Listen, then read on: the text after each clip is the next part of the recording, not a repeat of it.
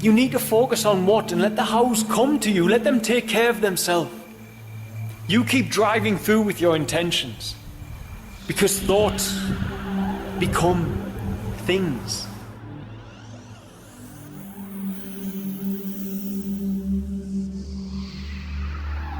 I always tell people, if you want change, you have to focus your attention on the new, all of it, on building the new. You can't focus on the old. But I've had the feeling recently that lots of people who could be focusing on building the new, unfortunately were getting caught up on focusing on the old. You can't bring about the change by focusing on the old. You have to direct your thoughts and intentions.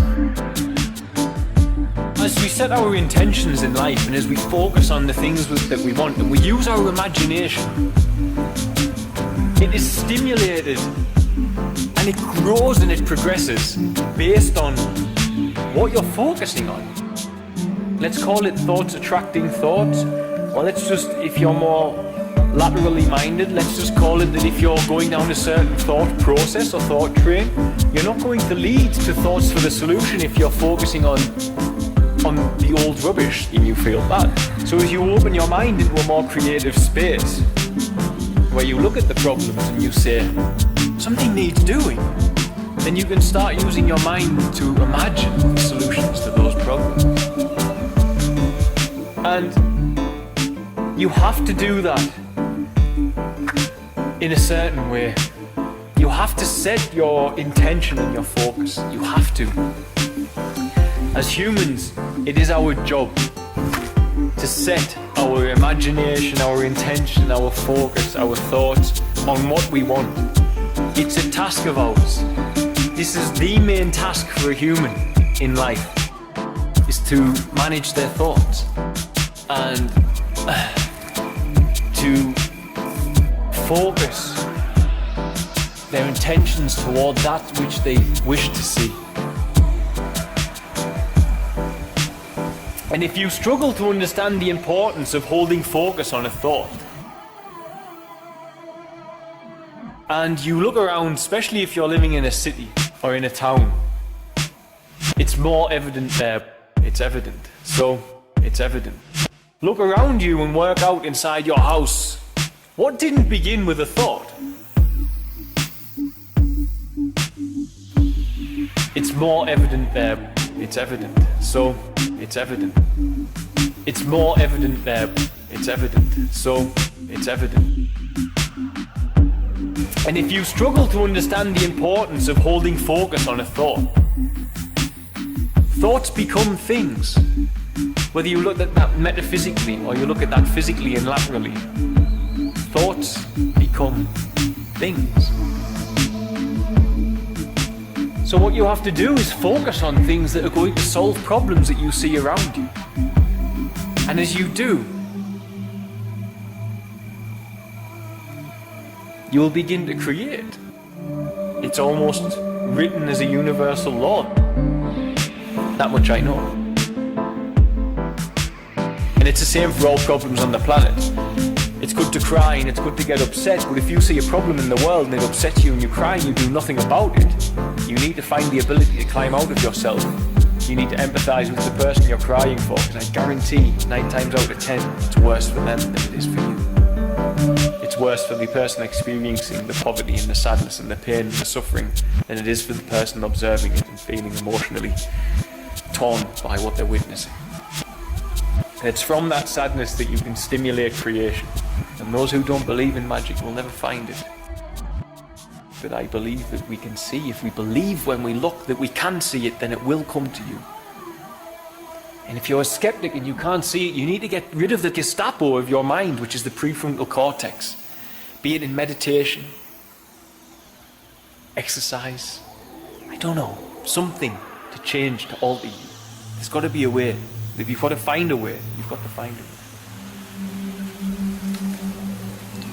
So I carried on with that same mindset as I do in my life, where you hold on to the intention of what and how's got nothing to do with you. It's not your business. I had a dream.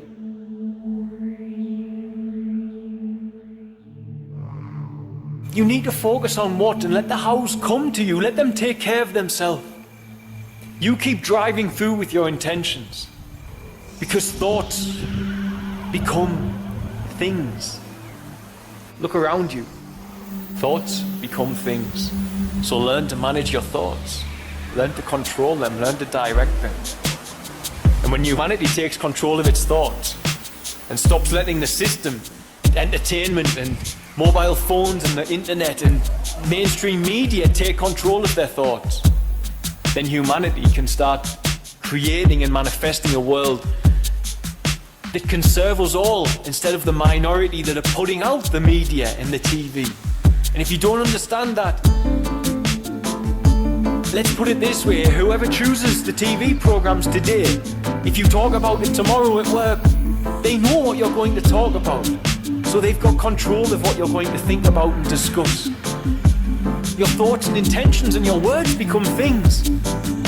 Then what are you going to create by discussing something that another man wants you to discuss?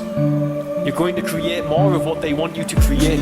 There's a problem here, there's a problem there. And you're going to bring yourself into this awful position where you're confused and you're saying, oh, what's going on with the world? Instead of just saying, there's a problem here. My intention is to solve it. I don't know how, but I'm just going to keep intending. And the problems will be solved around you like magic. And if you're not metaphysical, focus, intention.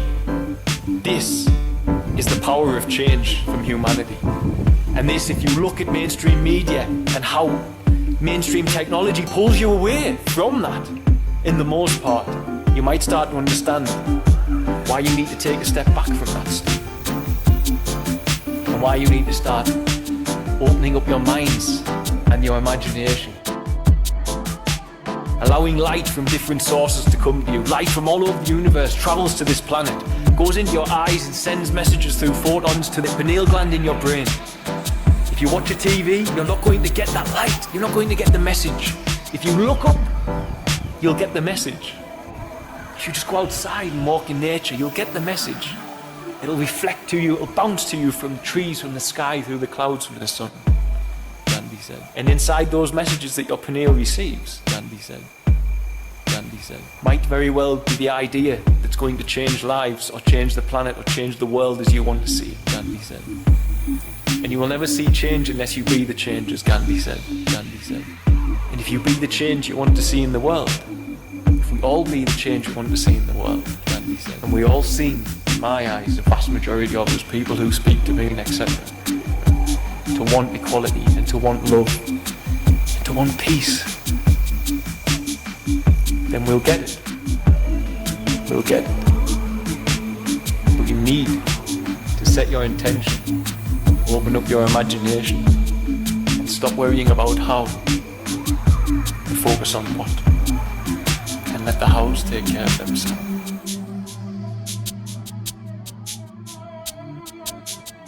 Switch off your mainstream media. Step away from your technology. Get out in nature and start setting your intention.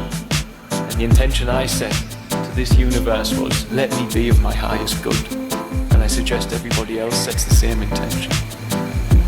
And then the hows, if they come to your mind, learn not to give attention to them and go back to, let me be my highest good.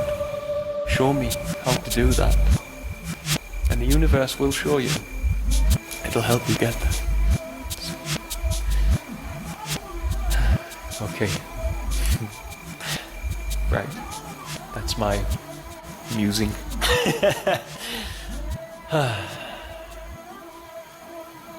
Set your intention.